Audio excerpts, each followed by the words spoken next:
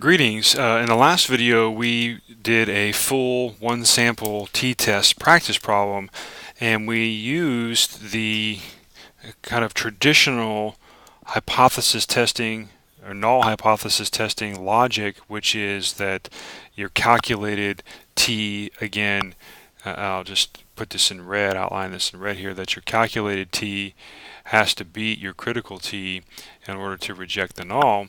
And again, just to be consistent, I want to go back and look at a different way of doing the same thing, which is your 95% confidence interval. And so let's just review what that equation would look like for the one sample t-test. We've done it for the independent and the dependent t-test, but we haven't done it yet for the one sample. So 95% CI is going to be equal to the mean of the sample, which in this case was that 45.21 value, and then to that you're going to add and subtract the product of that critical t at an alpha one-tailed with new degrees of freedom by the standard error of the mean. So for us, again, this will be equal to 45.21 plus or minus, remember it's this value here of your 1.897 multiplied by your standard error of the mean, which is behind this, it's actually right here, that's a little bit behind this table here, which is going to be 0.58,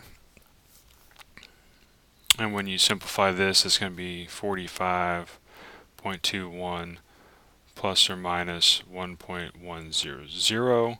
And then if we create an interval here, the interval then is going to be 44.11, and this is your lower limit of the interval. And when you add the product there of 1.100, you'll get 46.31. This is the upper limit of your confidence interval. And this makes sense, right?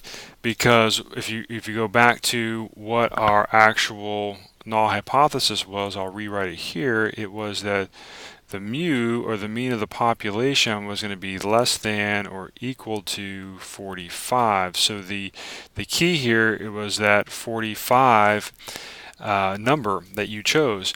And in this case, what you're saying is we calculated our mean of 45.21, and the error around that is 44.11 to 46.31. The point being here is that 45 is a member of this interval. It is included, 45 as an integer is included between 44 and 46. So 45 is in fact a possibility, and so therefore you haven't beaten this. You cannot challenge the null that says that your mean of your sample might be 45 or less. Okay, and so that is the prevailing logic here. Again, is that kind of membership to the interval.